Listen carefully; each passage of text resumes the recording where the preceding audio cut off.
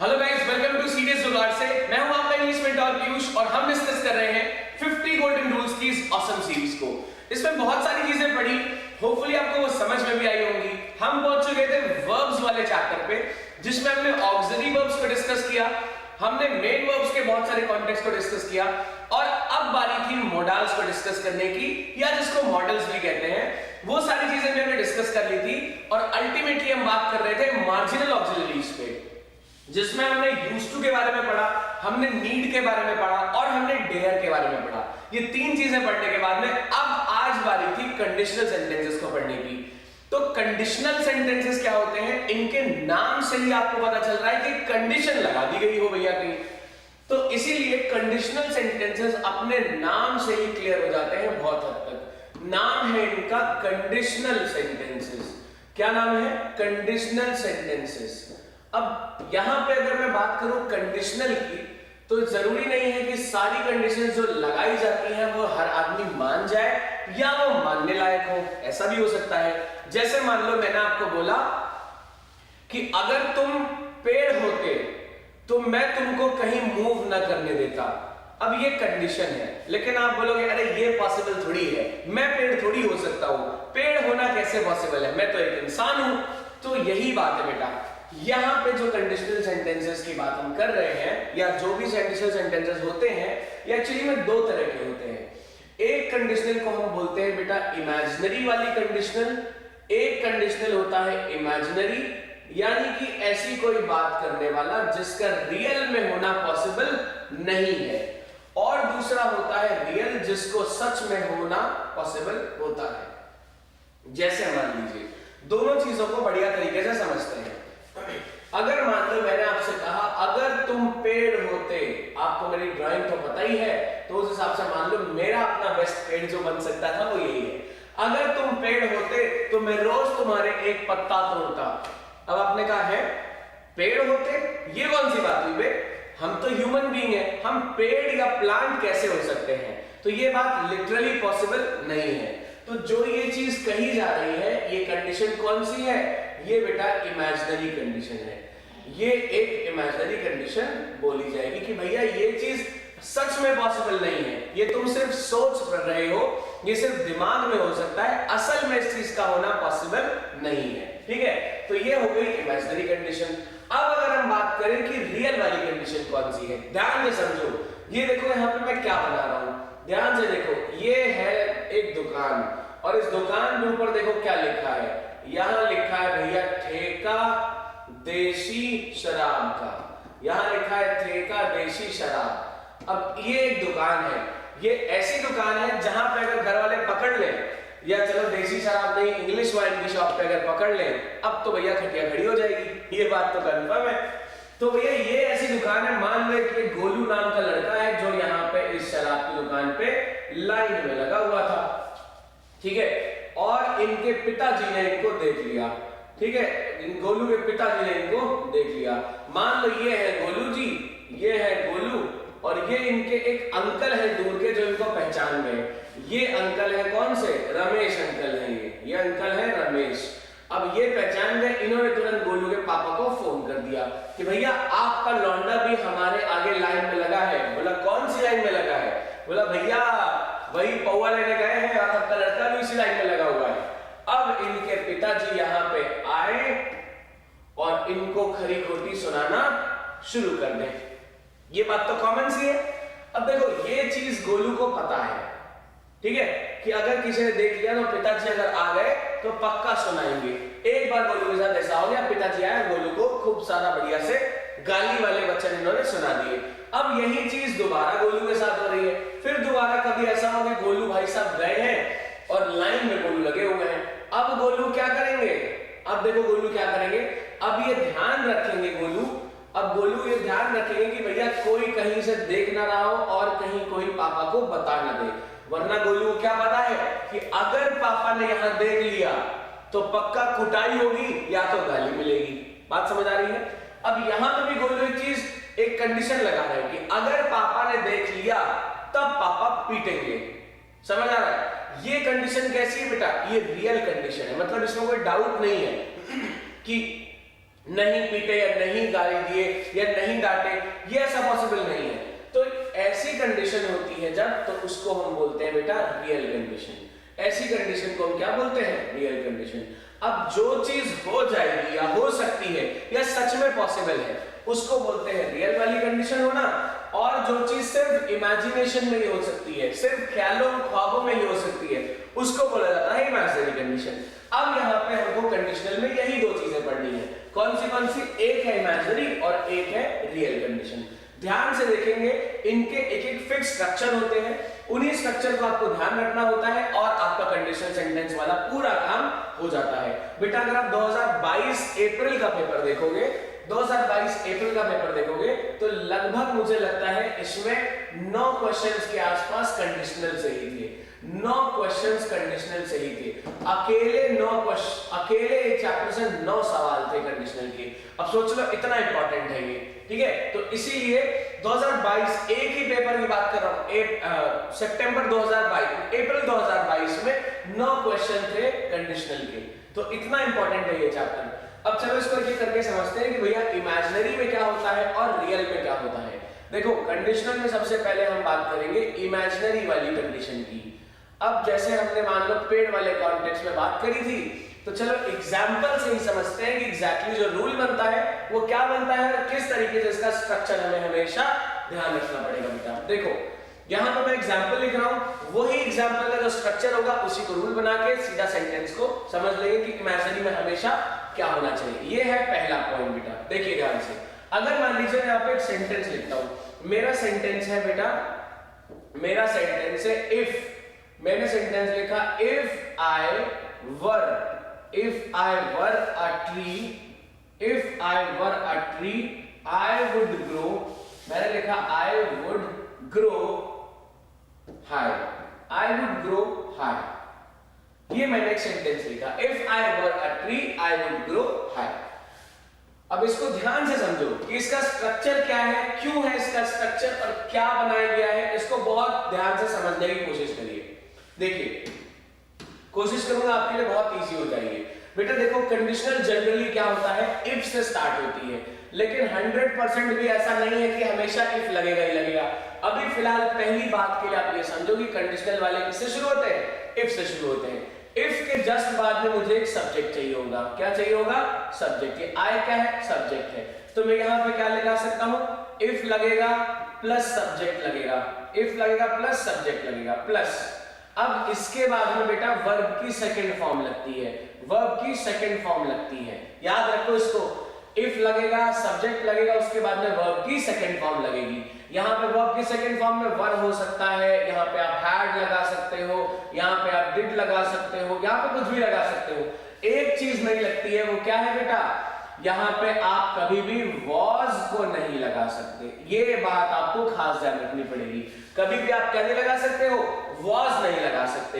यहाँ पे अगर ही लिखेंगे तब भी वर लगाएंगे, आई लिखेंगे तब भी वर लगाएंगे, शी लिखेंगे तब भी वर लगाएंगे और दे लिखेंगे तब भी वर लगाएंगे। हमेशा आप वर ही लगा सकते हो, वॉज नहीं लगा सकते। बाकी हैड, डिड कुछ भी लगाओ, कोई भी वर्ड जो वर्ब की सेकंड फॉर्म में लग जाएगा, लेकिन यहाँ पे सिर्फ वॉज नहीं लग सकता। तो यहाँ पे मैं फिलहाल में क्या लिखता हूँ? If plus subject plus verb की सेकंड फॉर्म।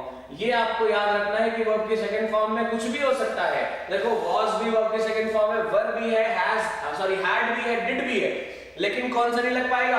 वॉज। यहाँ पे बेटा आप कभी भी नहीं लगा सकते। इतनी बात ध्यान रखोगे तो क्वेश्चन गलत नहीं होगा। ठीक, अब यहाँ पे इफ हो गया, सब्जेक्ट हो गया, फिर हो गया वर्ब की सेकंड फॉर्म। बाकी यहाँ पे कुछ पार्ट लिखा होता है सेंटेंस का, फिर एक कॉमा होता है, तो हमने यहाँ पे ऐसे डैश डैश मान लिया, फिर यहाँ पे कॉमा मान लिया।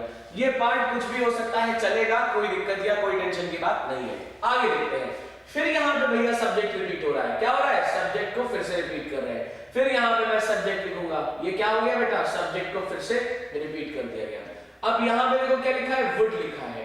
यहाँ पे वुड की जगह क्या हो सकता था? यहाँ पे वुड की जगह हो सकता था कुड, यहाँ पे वुड की जगह पे हो सकता था माइट, यहाँ पे वुड की जगह पे हो सकता था शुड। तो यहाँ पे देखो क्या क्या हो सकता है। यहाँ पे हमें मॉडल यूज करना है। कौन सा मॉडल यूज करेंगे? लेकिन एक चीज अगर आप नोटिस करो, यहाँ पे मैं विल नहीं यूज कर सकता, यहाँ पे मैं कैन यूज नहीं कर सकता, यहाँ पे मैं may यूज नहीं कर सकता, यहाँ पे मैं shall यूज नहीं कर सकता। इससे क्या समझ में आ रहा है कि मॉडल का पास्ट वाला वर्जन यूज करेंगे। पास्ट में क्या यूज होता है, विल नहीं यूज करके हम वुड यूज करते हैं, कैन नहीं यूज करके कुड यूज करते हैं, मे की जगह माइट यूज करते हैं और शैल की जगह तो चलो शुड या वुड यूज करते हैं। बात समझ आ रही है आपको? यहाँ पे आपको मॉडल तो यूज करना है, लेकिन कौन सा वाला, पास्ट मॉडल यूज करेंगे बेटा, याद रखिए पास्ट मॉडल को ही यूज करेंगे। अगर मान लो यहाँ पे विल लिख दिया है, पूरा सेंटेंस सही लिखा है, यहाँ पे विल लिख दिया, अब आप यहाँ पे विल को काट के वुड करोगे तब ये सेंटेंस सही माना जाएगा। अब ये पास्ट ही मॉडल क्यों हो रहा है, क्योंकि बेटा यहाँ पे वर्ब की सेकंड फॉर्म लगती है और वर्ब की सेकंड फॉर्म हमेशा आपको पास्ट में लेके जाती है, ठीक है। तो if plus subject plus verb की सेकंड फॉर्म, बाकी बचा हुआ थोड़ा पार्ट सेंटेंस का, फिर आएगा सब्जेक्ट प्लस पास्ट मॉडल, उसके साथ में यहाँ पे आ जाएगा वर्ब की फर्स्ट फॉर्म, फिर आ जाएगा वर्ब की फर्स्ट फॉर्म, लेकिन इसके साथ में एस नहीं लग सकता, एस फॉर्म नहीं लग सकती है। बात समझ आ रही है? देखो if plus subject plus verb की सेकंड फॉर्म, फिर बचा हुआ सेंटेंस, फिर subject plus past model plus verb की फर्स्ट फॉर्म। अगर आपको ये स्ट्रक्चर याद करना थोड़ा मुश्किल लग रहा है तो आप क्या कर सकते हो बेटा, तो आप इसका जो मैंने सेंटेंस लिखा है वही सेंटेंस याद कर लीजिए और उसी के बेसिस पे आप याद कर पाओगे कि भाई क्या मॉडल लगा था। पहले लगा था इफ, फिर लगा था सब्जेक्ट, फिर मैंने लिखा था वर्ब की सेकंड फॉर्म जैसे वाज नहीं होना था, फिर बाकी बचा हुआ सेंटेंस, फिर हमने फिर से सब्जेक्ट लिखा था, फिर पास्ट मॉडल लिखा था, फिर वर्ब की फर्स्ट फॉर्म लिखी थी, लेकिन उसमें एस नहीं आया था। समझ आ रही बात? तो ये है बेटा पहला इमेजिनरी का कंडीशनल वाला सेंटेंस। समझ गए हो? तो देखो फिर से, if I were a tree I would grow high. इतना ध्यान से इसलिए समझने की जरूरत है इसको, क्योंकि भैया इसी पे बेस्ड क्वेश्चन आपको देखने के लिए बहुत सारे मिलते हैं। तो ये नहीं समझ आएगा तो लाइव जिंगा लाला नहीं हो पाएगी, बात समझ लो। देखो अब आगे बढ़ते हैं। अभी ये वाली चीज इन्होंने समझ ली कि बच्चे समझ गए हैं, इन्होंने क्या किया, अब इसी चीज को इन्होंने दूसरी तरीके से रिप्रेजेंट करना शुरू कर दिया। कौन सी दूसरी तरीके से बेटा समझेंगे जरा ध्यान से। ये क्या कर रहे थे, पहले इन्होंने लिखा if plus I plus were a tree I would grow high. अब इनको लगा है बच्चे सारे ये कर ले रहे हैं, अब क्या किया जाए, इन्होंने कहा काम करते हैं भैया, इन्होंने कहा काम करते हैं कि इसको हम दूसरी तरीके से लिखना शुरू कर देते हैं। अब इन्होंने क्या किया, ये है पहला तरीका और अब मैं लिख रहा हूं बेटा दूसरा तरीका। देखो ये ऐसा नहीं कि रियल है, ये भी इमेजिनरी को ही लिखने का, यही वाला सेंटेंस इमेजिनरी वाला ही सेंटेंस लिखने का दूसरा तरीका यहाँ पे है। ध्यान से देखिए इसको। अगर मैं यहाँ पे लिख दूं were I a tree, were I a tree, comma I would grow high, I would grow high. अब ये भी वही सेम ही सेंटेंस लिखा हुआ है, इसमें कोई चेंज नहीं किया गया है, बस यहाँ पे सिर्फ देखने में आपको चेंज लग रहा है। इस सेंटेंस में क्या करते हैं, इफ को रिमूव कर देते हैं, इफ को हटा देते हैं, तो यहां से इफ हट गया, इसका मतलब हम स्ट्रक्चर बनाएंगे बेटा, उसमें इफ नहीं आएगा, उसमें इफ नहीं लिखेंगे, ठीक है। अब देखो यहाँ पे जो स्ट्रक्चर बनेगा वो क्या बनेगा, यहाँ पे देखो इफ हटा दिया गया है इसमें से, ठीक है, वर को पहले लिख दिया, आई को बाद में लिख दिया, बाकी पूरा सेंटेंस वैसे ही है।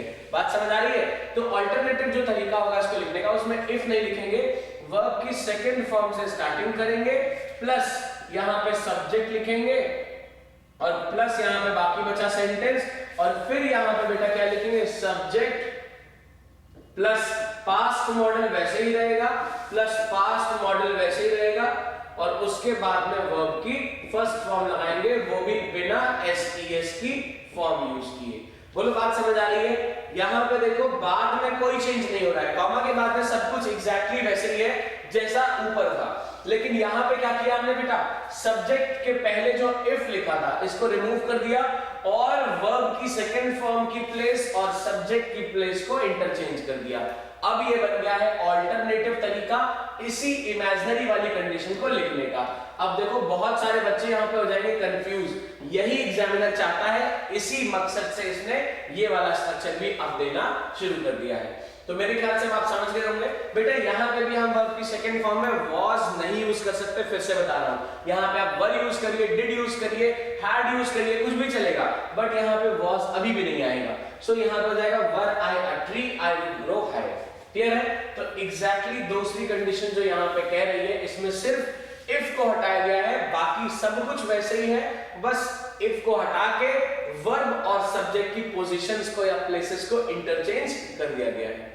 समझ आ रहा होगा? तो ये है बेटा आपका पहला चीज जो है कंडीशनल वाला। ठीक है, आगे बढ़ते हैं और देखते हैं कि अब रियल वाले में क्या चैलेंज आता है, या रियल वाला जो केस है वो हमारे सामने कैसा स्ट्रक्चर लाता है। ध्यान से समझिए इस चीज को। देखो अभी आप समझ गए कि जो कंडीशनल है उसमें इमेजिनरी वाला पार्ट कैसे होता है ना। अब बात करते हैं रियल वाले पार्ट की। ध्यान से देखो, जो रियल वाला पार्ट होता है ये किस तरीके से लिखा जाता है। होपफुली आपको रियल जो मैंने लिखा है ब्लू कलर से वो क्लियरली दिख रहा होगा। चलिए ठीक है, क्लियरली दिख रहा है। ओके, अब रियल वाले की कंडीशन के लिए जरा ध्यान से समझो। आपको याद है ठेके पे गोलू गया था, उसके चाचा जी ने देख लिया था तो पिताजी ने उसको पीट दिया था। दूसरी बार से गोलू को पता चल गया कि भैया अगर ठेके पे पिताजी देख लिए तो बहुत कुटाई होगी या बहुत पिटाई होगी, याद है ना। तो वैसे ही रियल वाली हमें कंडीशन लिख के देखते हैं बेटा। रियल की कंडीशन जैसे मान लो मैंने लिखा इफ ही हैड, अगर मैंने एक सेंटेंस लिखा if he had seen you here, if he had seen you here, he would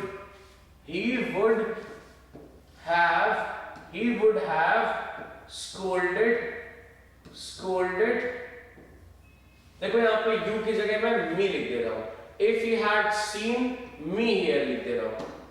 if he had seen me here, he would have scolded me। मान लेते हैं वो गोलू कोई और नहीं, मैं खुद हूँ। अब यहाँ पे सेंटेंस आपको समझ में आ जाएगा। ठीक है, अब जरा ध्यान से समझिए इस चीज को। इसका स्ट्रक्चर कैसा बन रहा है बेटा, ये समझे बिना आप आगे नहीं बढ़ सकते, ना ही आपको चीजें बहुत क्लियर होंगी। समझिए फिर से यहाँ पे अगर हम बात करें स्ट्रक्चर की, तो यहाँ पे इफ से स्टार्टिंग हो रही है, वो बात सेम वैसी है जैसे कंडीशनल वाले इमेजिनरी में स्टार्टिंग होती थी। यहाँ पे भी हमने स्टार्टिंग इफ से करी है। उसके बाद में हमने लिखा है बेटा, ये देखो इफ से स्टार्टिंग के बाद में हमने क्या लिखा है, ये लिखा है सब्जेक्ट। तो इफ के बाद में सब्जेक्ट रहेगा सेम उसी तरीके से। अब यहां पे देखो अगर आपको ध्यान हो, मैंने आपसे बेटा बताया था कि यहां पे देखो जो भी हम यूज करेंगे इसमें हम सब्जेक्ट के बाद में जो वर्ब की सेकंड फॉर्म यूज करेंगे, इसमें सेकंड फॉर्म की जगह पे हम हैड भी यूज कर सकते हैं। लेकिन आपको यहां पे कंफ्यूज नहीं होना है, ध्यान से समझिए। उस वाले में भी हम हैड यूज कर सकते थे, लेकिन वहां पे हैड के बाद कोई वर्ब नहीं लगी थी। जैसे पिछले वाले में क्या था, इफ अगर मान लो मैं बोलूं इफ आई हैड मनी, अब हैड के बाद वर्ब तो लगी नहीं है, मनी तो पैसा है मतलब नाउन है। लेकिन यहां पे देखो क्या हो रहा है, सब्जेक्ट के बाद में बेटा, सब्जेक्ट के बाद में यहां पे लग रहा है हैड। अच्छा यहां पे हैड बेटा फिक्स है। वैसे उस वाले में आपके पास में वर्ब लगाने का ऑप्शन था, आपके पास में डिड लगाने का ऑप्शन था, आपके पास में हैड लगाने का ऑप्शन था। वैसे यहाँ पे नहीं है, यहाँ पे फिक्स क्या है बेटा, इधर आपको सिर्फ हैड ही लगाना है। अब सिर्फ जब हैड लगेगा तो इसके साथ में वर्ब की थर्ड फॉर्म लिखना मैंडेटरी हो जाता है। ठीक है, तो यहाँ पे क्या चलेगा, if plus subject plus had plus V3 if plus subject plus had plus V3 यानी वर्ब की थर्ड फॉर्म। अब बेटा इसको ना आप डिड कर सकते हो, ना इसको हैज हैव, कुछ नहीं कर सकते, ये फिक्स है। जब भी कभी रियल वाली कंडीशन लिखोगे, इफ आएगा, सब्जेक्ट आएगा, हैड आएगा और वर्ब की थर्ड फॉर्म लिखनी पड़ेगी। एक्सक्यूज मी, ये सेंटेंस फिक्स है। इमेजिनरी में अगर हम हैड लिखते हैं तो हैड के बाद कोई वर्ब नहीं आती है, लेकिन रियल वाले में हैड के बाद में कौन सी वर्ब आती है बेटा, हैड के बाद में वर्ब की थर्ड फॉर्म हमें लिखना पड़ता है। यही डिफरेंस है। फिर से समझो, जब हम इमेजिनरी लिखेंगे तो हैड लिखेंगे, उसके बाद कोई वर्ब नहीं आएगी। लेकिन अगर हम रियल लिख रहे हैं तो हैड के बाद में वर्ब की थर्ड फॉर्म को लाना पड़ेगा, ये चीज कंफर्म रखनी पड़ेगी। ठीक है, अब बाकी बचा हुआ सेंटेंस यहाँ पे मी हियर जो भी है, फिर हम उसी तरीके से आगे इसको लिख देंगे। फिर आएगा भैया कॉमा, यहाँ पे सेंटेंस देखो कॉमा आ रहा है, यहाँ पे सेंटेंस चेंज हो रहा है। अब उसके आगे देखो फिर से इन्होंने सब्जेक्ट को रिपीट किया है, मैं भी सब्जेक्ट लिख देता हूँ रूल में, यहाँ पे हो गया सब्जेक्ट। फिर यहाँ पे देखो, फिर यहाँ पे वुड यूज किया है। बेटा जैसे इमेजिनरी में करते थे कि हम विल नहीं यूज कर सकते, इसीलिए हमने वुड लगाया, तो हम वैसे ही कुड यूज करेंगे, कैन नहीं यूज कर सकते। ठीक है, हम शुड यूज कर सकते हैं लेकिन शैल नहीं यूज कर सकते। शैड हम शुड भी यूज नहीं करते हैं, हम जब भी शैल आएगा शैल की जगह हम वुड यूज कर देंगे। तो शुड को भी एक तरीके से आप हटा ही दो, क्योंकि शुड को कभी नहीं लगाया जाता है। शुड लगभग नेग्लिजिबल या इग्नोरेबल ही है, इसलिए जब भी शैल आएगा आप इसको हटा के वुड लगा दोगे। वैसे ही आप बेटा मे नहीं लगा सकते, इसकी जगह आपको माइट लगाना पड़ेगा, मे को क्योंकि नहीं यूज कर सकते, ठीक है। तो वैसे ही सब्जेक्ट के बाद में वुड जो लगा है ये क्या हो गया, पास्ट मॉडल हो गया। ये क्या है, पास्ट मॉडल। ऐसा कर क्यों रहे बेटा, क्योंकि फिर से आप समझ लो हमने सेंटेंस को किधर रखा था, हैड प्लस V3 जो होता है ये पास्ट में ले जाता है सेंटेंस को। So if plus subject plus had plus V3 अगर होगा पहले पार्ट में, मतलब सेंटेंस रियल हो चुका है। बाद में आपको फिर लिखना है सब्जेक्ट, फिर लिखना है पास्ट मॉडल, और इसके बाद में लिखना है बेटा देखो अब वहां पे क्या होता था, पास्ट मॉडल के बाद में वर्ब की फर्स्ट फॉर्म लिख देते थे। देख लो जरा ध्यान से, हम क्या करते थे, पास्ट मॉडल के बाद में वर्ब की फर्स्ट फॉर्म लिख देते थे और सेंटेंस खत्म। लेकिन यहाँ पे ऐसा नहीं है, यहाँ पे क्या करना पड़ेगा, यहाँ पे पास्ट मॉडल लिखे हैं, उसके बाद हम लिखेंगे हैव, उसके बाद लिखेंगे हैव। देखो हैव की जगह आप ना हैज लिख सकते हो ना हैड लिख सकते हो, ये फिक्स बात है।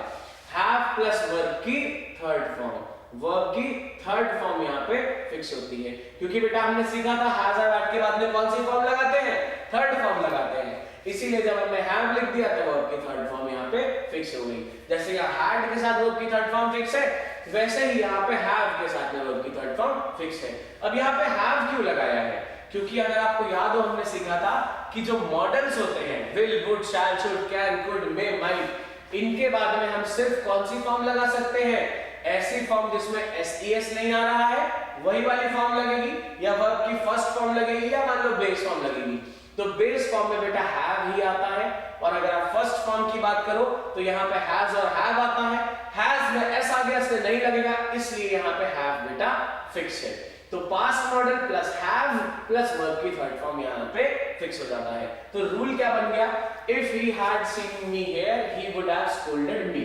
ठीक, रूल क्या बन गया, if plus subject plus had plus verb की थर्ड फॉर्म पहले पार्ट में हो जाएगा या उस पार्ट में हो जाएगा जिसमें इफ लगाया गया है। फिर आ रहा है subject plus past model plus have plus verb की थर्ड फॉर्म। ठीक है, ये हो गया पहला तरीका जिससे आप रियल वाली कंडीशन को लिखोगे। अब बात यहीं पे खत्म नहीं होती है, क्योंकि जैसे इमेजिनरी वाले को लिखने का एक और तरीका था, वैसे ही रियल वाले को लिखने का भी एक और तरीका होता है। उसको समझे बिना हमारा काम नहीं चल पाएगा, इसलिए चलिए उसको भी समझ लेते हैं।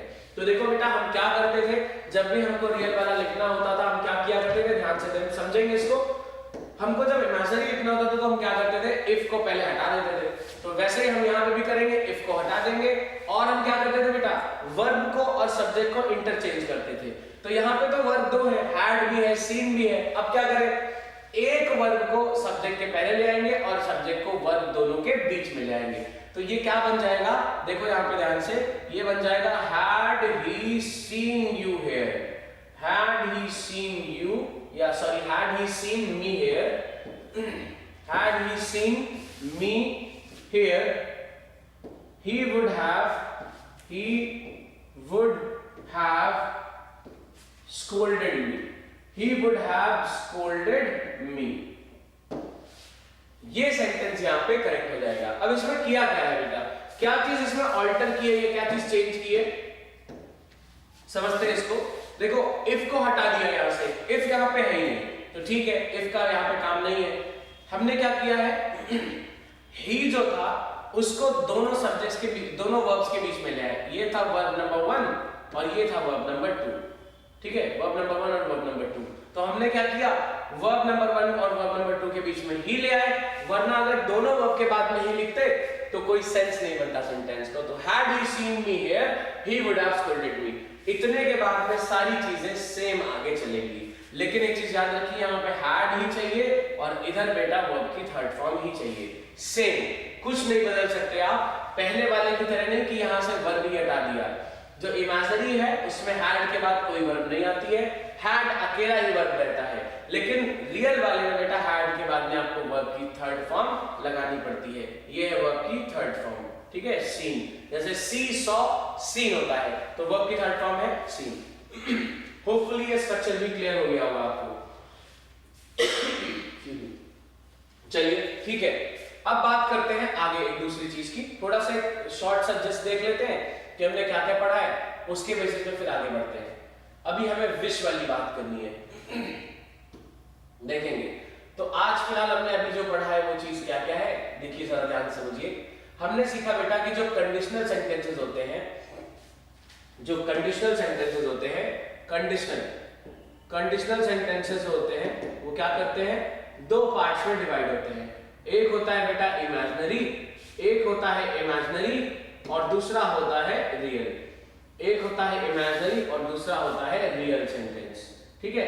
तो कंडीशन जो होती है या तो वो सच में हो सकती है या फिर सिर्फ ख्याली पुलाव है, असली में होना पॉसिबल नहीं है। अब कंडीशनल में इमेजिनरी और रियल दो चीजें थी, तो दोनों चीजें जब अलग अलग है तो लिखने का तरीका भी अलग होना चाहिए। तो उसी हिसाब से हमने देखा कि भैया यहाँ पे इमेजिनरी वाली जो कंडीशन है उसको लिखने का एक स्पेसिफिक या एक फिक्स तरीका है। क्या तरीका देखा, जैसे यहाँ पे सेंटेंस है समझे, if I were a tree I would grow high. इसमें इफ से स्टार्टिंग हुई, फिर सब्जेक्ट लिखा, फिर वर्ब की सेकंड फॉर्म लिखी। वर्ब की सेकंड फॉर्म में हम कभी भी वॉज नहीं लगा सकते थे, ये बात समझी हमने, क्योंकि वॉज लगाते ही गलत माना जाता है, इसीलिए वर लगा सकते हैं, हैड लगा सकते हैं, डिड लगा सकते हैं, लेकिन ये इकलौती वर्ब रहेंगी। इमेजिनरी में हैड के बाद में कोई और वर्ब नहीं आएगी, हैड अकेली वर्ब है। फिर यहाँ पे सब्जेक्ट लिखा और लिखा वुड, इसकी जगह पे हम कुड माइट ये सब भी लिख सकते थे, क्योंकि आपको हम ये बता चुके हैं कि यहाँ पे हमेशा पास्ट मॉडल ही यूज हो सकता है, इसलिए विल लगाना गलत है, कैन लगाना गलत है, मे लगाना गलत है और शैल में लगाना गलत है। क्या लगा सकते हैं, वुड कुड माइट ये सब लगा सकते हैं। फिर उसके बाद में वर्ब की फर्स्ट फॉर्म आ रही थी, उसको हमने लिख दिया बिना एस फॉर्म का, ठीक है बेटा, एस वाली वर्ब नहीं आ सकती है। इसका हमने स्ट्रक्चर बनाया तो आ गया if plus subject plus verb की सेकंड फॉर्म, फिर आ गया subject plus past model plus verb की फर्स्ट फॉर्म। ये चीज यहाँ पे फिक्स हो गई। अब हमने सीखा कि भाई ये तो बड़ा आसान हो गया, इसको रट लो और जाके सेंटेंस को वहां पे मैच करा दो। एग्जामिनर ने कहा ना ना ना इतना आसान नहीं है। अब देखो मैं क्या गेम खेलता हूँ, एग्जामिनर ने इसका स्ट्रक्चर ही बदल दिया। इसने इफ को हटा ही दिया कि इफ देख के लड़के पहचान जा रहे थे, इसने इफ हटा दिया और क्या कर दिया, इसने वर्ब और सब्जेक्ट की प्लेसेस को इंटरचेंज कर दिया, ठीक है। आई देखो पहले यहां आता था, देखो पहले आई कहां आता था, एक सेकंड, आई पहले कहां आता था, स्टार्टिंग में आता था, है ना। इफ के बाद आई आ रहा है, फिर वर आ रहा है, यहाँ पे देखो वर पहले फिर आई आ रहा है। इन्होंने क्या किया, इसको चेंज कर दिया, तो वर को पहले कर दिया और आई को बाद में कर दिया, तो were I a tree I would grow high. अब लड़के कंफ्यूज, एग्जामिनर का मोटो कंप्लीट। अब इसलिए यहाँ पे बच्चों ने ये भी याद करना शुरू कर लिया। तो क्या है, वर्ब की सेकंड फॉर्म से हम करेंगे स्टार्टिंग, फिर आएगा सब्जेक्ट और फिर बाकी बचा सेंटेंस, फिर बाकी बचा वाला पार्ट जो है सेकंड वाला पार्ट वो ऐसे ही रहेगा, subject plus past model plus verb की फर्स्ट फॉर्म, जिसमें भैया एस नहीं आ सकता। ये थी इमेजिनरी वाली कंडीशन। फिर हमने सीखा कि भैया रियल कंडीशन भी कोई चीज होती है ना, ऐसा नहीं कि सिर्फ इमेजिनरी चल सकता है, ऐसा भी तो हो सकता है ऐसी कंडीशन बताए जो सच में पॉसिबल हो। तो रियल कंडीशन के कॉन्टेक्स्ट में हमने देखा एक स्ट्रक्चर। रियल में क्या सीखा कि भैया यहाँ पे if he had seen me here he would have scolded मी। अब आपने बोला सर हैड तो हमने ऊपर वाले में भी लगाया था, मतलब रियल और इमेजिनरी का स्ट्रक्चर सेम होता है? नहीं होता। रियल वाले में आपको हैड के बाद एक वर्ब लगानी पड़ेगी, लेकिन इमेजिनरी वाले में हैड के बाद कोई वर्ब नहीं लगेगी, वो ऐसे ही रहेगा। तो इफ ही हैड के बाद में अगर वर्ब लगा है तो ये रियल हो गई बेटा, तब ये कंडीशन क्या हो गई, रियल हो गई। अगर इफ ही हैड सिर्फ इतना ही लिखा है, उसके बाद में वर्ब नहीं लगा है, तब वो इमेजिनरी हो गई। यहां पे वर्ब की थर्ड फॉर्म लगी है, मतलब ये रियल है। तो if he had seen me here हुआ, फिर उसके बाद हमने सब्जेक्ट लिखा और फिर लिखा हमने पास्ट मॉडल, जिसमें वुड कुड माइट ये सब लगा सकते हैं, विल कैन शैल में नहीं लगा सकते। फिर आया हैव और लास्ट में फिर आया वर्ब की थर्ड फॉर्म जिसको कहते हैं। फिर रूल में लिखा तो यही चीज सेम आ गई, if subject had plus verb की थर्ड फॉर्म। यहाँ पे हमने सीखा था कि हैड को चेंज करके आप हैव या हैज या डिड या डज या वर कुछ नहीं लगा सकते। यहाँ पे हैड बेटा हमेशा फिक्स ही रहता है, कभी नहीं बदल सकता। फिर आगे देखा सब्जेक्ट लिखा है प्लस पास्ट मॉडल लिखा है। पास्ट मॉडल आप समझ गए होंगे, विल नहीं लगा सकते, शैल नहीं लगा सकते, कैन नहीं लगा सकते, मे नहीं लगा सकते, ठीक है। उसके बाद में हैव आया और फिर आ गया वर्ब की थर्ड फॉर्म। ये स्ट्रक्चर आप ध्यान रखेंगे। अब जैसे ही बच्चों ने ध्यान रखा, एग्जामिनर का माथा ठनक गया, भाई ये लौंडे तो याद रख के आ जा रहे हैं, अब हम क्या करें। इन्होंने फिर से स्ट्रक्चर बदल दिया। इफ को हटाया और यहाँ पे दो वर्ब्स थे, इसलिए सब्जेक्ट को दोनों वर्ब के बीच में ले आए, तो क्या हो गया, had he seen me here he would have scolded me। अब लड़के इसमें कंफ्यूज हुए कुछ टाइम तक, फिर बच्चों ने ये भी सीख लिया। यहाँ पे क्या सीखा, पहले वर्ब की फर्स्ट फॉर्म में पहली वाली वर्ब आएगी, उसके बाद में आएगा सब्जेक्ट और फिर आएगा वर्ब सेकंड वाली वर्ब, है ना। पहले वर्ब नंबर ए आई, फिर वर्ब नंबर बी आई, दोनों वर्ब्स को लिखने के बाद में फिर बाकी बचा हुआ सेंटेंस आया, फिर यहाँ पे ही यानी जो सब्जेक्ट था वो आया, तो इसको हमने लिख दिया, जो सब्जेक्ट था वो सब्जेक्ट प्लस यहाँ पे हमने लिखा क्या चीज बेटा, पास्ट मॉडल लिखा। पास्ट मॉडल आने के बाद में फिर यहाँ पे आया हैव, तो यहाँ पे लिखा हैव। अब ये चेंज नहीं हो सकता क्योंकि ऊपर भी नहीं हो रहा था। फिर उसके बाद में यहाँ पे देखो स्कोल्डेड कौन सी फॉर्म है, वर्ब की थर्ड फॉर्म मानेंगे इसको, इसलिए क्योंकि हैव हैज हैड के बाद में वर्ब की थर्ड फॉर्म ही पॉसिबल होती है। तो दूसरा वाला जो स्ट्रक्चर हमारा बन के आ गया बेटा, वो ये आ गया कि वर्ब दो वर्ब्स हैं, तो पहली वर्ब फिर सब्जेक्ट फिर दूसरी वर्ब, फिर उसके बाद में सब्जेक्ट पास्ट मॉडल फिर हैव प्लस वर्ब की थर्ड फॉर्म। ये स्ट्रक्चर हमारा बन के आ गया किस चीज का, रियल वाले का। अब यही दोनों स्ट्रक्चर्स इधर उधर सर्कुलेट होते हुए आपके लिए क्वेश्चंस बनाते हैं, कई सारे ऑप्शंस देते हैं, जैसे कई बार ये फिल इन द ब्लैंक्स में आ जाएंगे, कई बार ये कंप्लीशन ऑफ सेंटेंस में आ जाएंगे, कई बार ये स्पॉटिंग एरर्स में आ जाएंगे। तो तीनों तरीके से ये आपके एकदम कान में दम कर देंगे, नाक में दम कर देंगे और आपसे ये बार बार यही चीजें सेम पूछते रहेंगे। अगर ये चीज एग्जैक्टली समझ आ गई है तो क्वेश्चन गलत नहीं होंगे, और अगर समझ ही आ गई है तो क्वेश्चन करके दिखा भी देना। चलो कुछ क्वेश्चंस लिखता हूं, आप मुझे बताएंगे इनके करेक्ट आंसर्स क्या है बेटा, ठीक है। चलो फिर बात करते हैं, हटाता हूं सबको। अब देखते हैं पहला क्वेश्चन यहाँ पे जो इसके रेफरेंस में हमें आंसर करना है। इस क्वेश्चन को पढ़ते जाएंगे और आप आंसर करते जाइएगा साथ साथ में, मैं इसको पार्ट्स में डिवाइड कर दे रहा हूं। देखिए ध्यान से समझिए। अगर यहां पे मैंने लिखा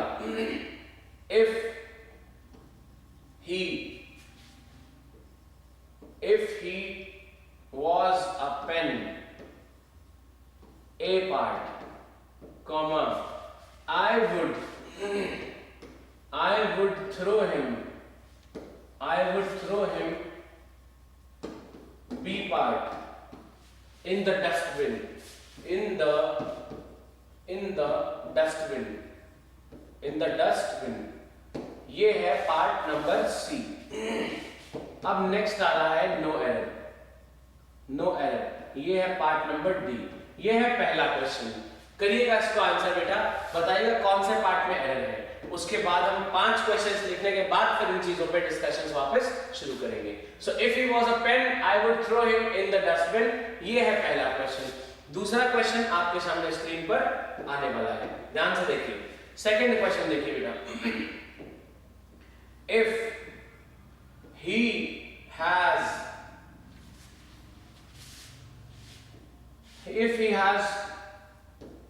bought me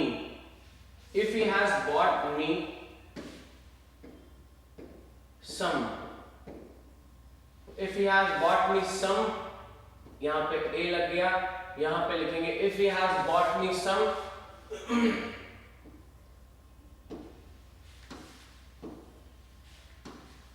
packets of chips,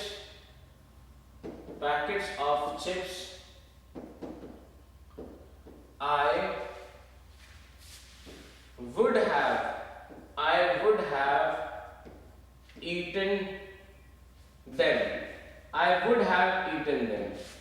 दूसरा हो गया, नहीं हुआ। अच्छा चलो, तो यहाँ पे I के पहले यहाँ पे लगाते हैं पार्ट नंबर बी, यहाँ पे बेटा लगाते हैं पार्ट नंबर बी, ये है पार्ट नंबर बी, और I को मैं लिख रहा हूँ यहाँ पे, ये बोल रहा है I would have eaten them, ये हो गया बेटा पार्ट सी, और फिर लास्ट में है नो एरर, ये है नो एरर, ठीक है। चलो, तो ये दूसरा क्वेश्चन हो गया। तीसरा क्वेश्चन आपके सामने स्क्रीन पे आने जा रहा है, कोशिश करिएगा आप इनको साथ में आंसर्स करते चलिए बेटा। Second question is up, third question आपके सामने स्क्रीन पे आने जा रहा है।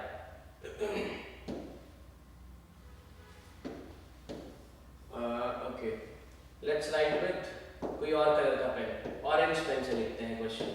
देखिए थर्ड क्वेश्चन आपके सामने स्क्रीन पे आ रहा है, देखो ध्यान से समझो।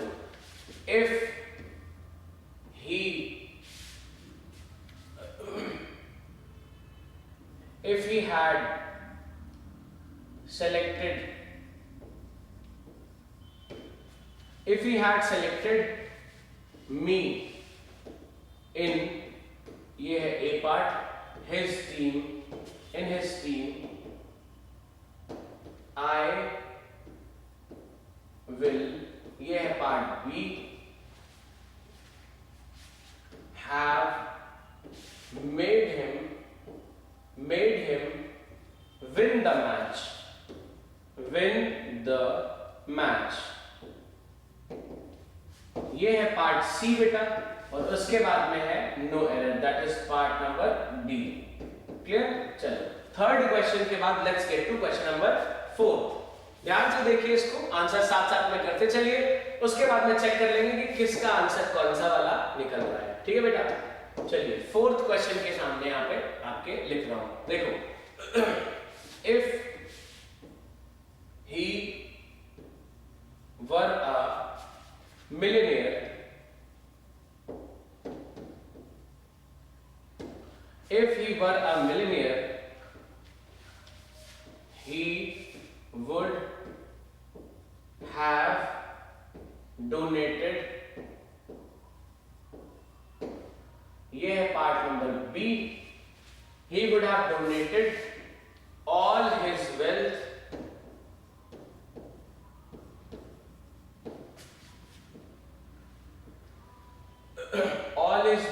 immediately, yeah, all his wealth to the poor, this is part number C, and last में है no error, which is part D। ठीक है? चलिए नेक्स्ट चलते हैं क्वेश्चन नंबर 5 पे। फोर्थ का आंसर आपका आ जाना चाहिए, फिफ्थ क्वेश्चन पे चलते हैं और देखते हैं फिफ्थ क्वेश्चन हमें क्या चैलेंज दे रहा है। ध्यान से देखिएगा, question number 5 on the screen. Question number 5 कह रहा है, if she had noticed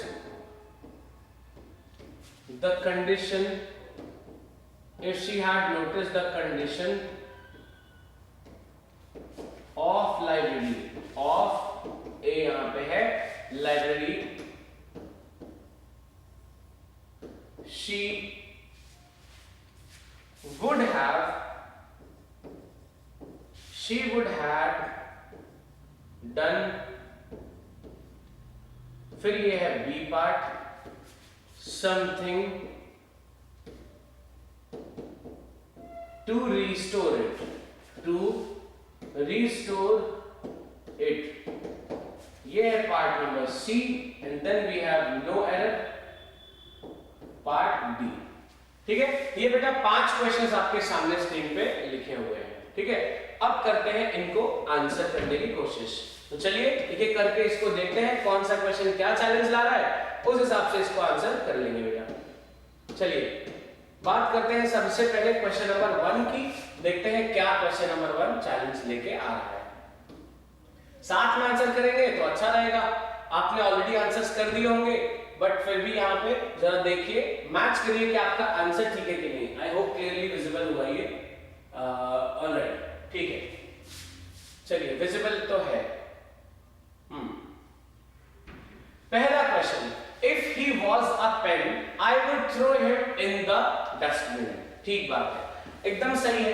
if he was a pen I would throw him in the dustbin. हमने सीखा था बेटा कि जब इमेजिनरी वाला कंडीशन होगा, हम इफ से स्टार्टिंग करेंगे, फिर सब्जेक्ट लगाएंगे, फिर वर्ब की सेकंड फॉर्म लगाएंगे, फिर बाकी सेंटेंस लिखा होगा, फिर सब्जेक्ट लगाएंगे, फिर यहाँ पे लिखेंगे पास्ट मॉडल, ये भी लिखा है, और फिर लगाएंगे वर्ब की फर्स्ट फॉर्म जिसमें एस नहीं लिखेगा तो ये भी लिखा हुआ है। बाकी यहाँ पे आगे जो सेंटेंस बचा हुआ होगा वो हो जाएगा। ये बात लगभग सही है। लेकिन अगर आप एक चीज नोटिस करो, जो हमने वर्ब की सेकंड फॉर्म को पढ़ा था, इसमें आपने बोला था कि आप चाहे वर लगाओ, चाहे आप डिड लगाओ, चाहे आप यहाँ पे हैड लगाओ, ये सब कुछ चलेगा, लेकिन बस आप वॉज नहीं लगा सकते। तो यहाँ पे गड़बड़ी कहाँ हुई है? इफ ही वॉज नहीं लिखेगा बेटा, यहाँ पे इफ ही वर लगाएंगे तब ये सही होगा। बात समझ आ रही है? देखो वर्ब की सेकंड फॉर्म तो लगानी होती है, लेकिन सेकंड फॉर्म में आप वर लगा सकते हो, डिड लगा सकते हो, हैड लगा सकते हो, कुछ भी लगा सकते हो, लेकिन बस एक चीज है जो नहीं लग सकती, वो क्या होती है?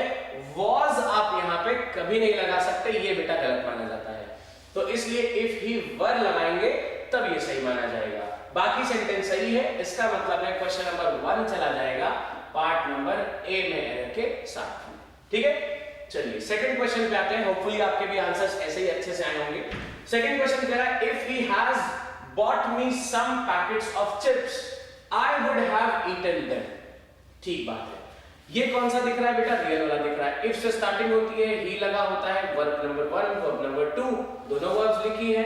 अब यहाँ पे फिर आगे आता है बाकी बचा हुआ पार्ट, उसके बाद में यहाँ पे फिर से सब्जेक्ट लिखा होता है, उसके बाद में एक पास्ट मॉडल लिखा होता है जो लिखा हुआ है यहाँ पे, फिर यहाँ लिखा है हैव, ये भी लिखा है, फिर यहाँ पे वर्ब की थर्ड फॉर्म होती है। तो यहाँ पे तो बहुत बढ़िया तरीके से स्ट्रक्चर लिखा गया है, लेकिन हमने सीखा था बेटा जो ये पास्ट मॉडल होता है, इसको हम पास्ट वाला क्यों यूज करते हैं? क्योंकि सेंटेंस का पहला वाला पार्ट पास्ट में होता है, क्योंकि इसमें हैड लगा होता है। तो अगर आप यहाँ पे देखो तो हैज लगा हुआ है, हैड तो लगा नहीं है, मतलब यहाँ से मुझे क्या करना पड़ेगा? यहाँ से बेटा हैज को मुझे काटना पड़ेगा और हैज की जगह पे क्या लगाऊंगा मैं? हैड लगा के इसको सही कर सकता हूँ। So if he has bought नहीं, if he had bought me some packets of chips होगा। ठीक है, तो यहाँ पे हैज की जगह पे हैड लिखेंगे तब ये सही होगा, हैज यहाँ पे बेटा गलत है। क्लियर बात? चलो फिर आते हैं क्वेश्चन नंबर 3 पे। थर्ड क्वेश्चन देखो, if he had selected me. ठीक है, अब यहाँ पे देखो ये कौन सा हो गया? रियल वाला हो गया। इफ से स्टार्टिंग कर रहे हैं, फिर यहाँ पे सब्जेक्ट आ रहा है, फिर यहाँ पे आ रहा है हैड, फिर आ रहा है वर्ब की थर्ड फॉर्म। तो हैड प्लस वर्ब की थर्ड फॉर्म पहले पार्ट में आना चाहिए। ये बात बिल्कुल सही लिखी है, एकदम सही लिखा है। तो हैड प्लस V3 मतलब यहाँ तक बिल्कुल ठीक है, ये हैड हो गया और ये वर्ब की थर्ड फॉर्म हो गई। ऊपर भी गलती यही हुई थी, इसलिए हमने यहाँ पे पहले ही मैच कर लिया। If he had selected me in his team, यहाँ तक तो बिल्कुल परफेक्ट है, इसमें कोई गलती नहीं है। फिर अगर हम आगे देखें तो थर्ड क्वेश्चन में कह रहा है बेटा इफ ही हैड, सॉरी पहले मैं सेकंड वाले में लिख देता हूँ किस पार्ट में गलती है। सेकंड वाला भी बेटा ए पार्ट में गलती कर रहा है। थर्ड देखो, if he had selected me in his team, यहाँ तक सही है। I will have made him win the match. अब इधर यहाँ पे कोई डाउट लग रहा है। देखो यहाँ पे मॉडल यूज करते हैं, लेकिन कौन सा बेटा? पास्ट मॉडल यूज करते हैं। यहाँ पे क्या यूज करते हैं? पास्ट मॉडल यूज करते हैं। आपको पता है विल नहीं होता है, विल की जगह पे हम पास्ट में क्या लिखते हैं? वुड लिखते हैं। यहाँ पे शैल होता तो भी हम वुड लिख देते, यहाँ पे कैन होता तो हम वुड लिख देते, यहाँ पे मे होता तो हम माइट लिख देते। तो है क्या चीज यहाँ पे बेटा? विल है, तो विल को हटा के मुझे क्या लिखना पड़ेगा? वुड लिख के सेंटेंस को ठीक बनाना पड़ेगा। समझ आ रही बात? तो आई would have made him win the match यहाँ पे करेंगे तब सही होगा।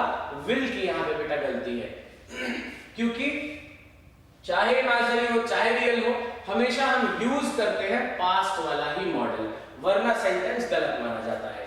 सो I would have made him win the match यहाँ पे सही माना जाएगा। क्लियर है? चलो अगला नंबर 4 पे आते हैं। अब देखो फोर्थ क्वेश्चन क्या कह रहा है? If he were a millionaire. अच्छा ठीक है, if he were a millionaire, यहाँ पे क्या हो गया बेटा? ये चलो इसके ऊपर वाले क्वेश्चन का आंसर ऑप्शन में लिख दूं।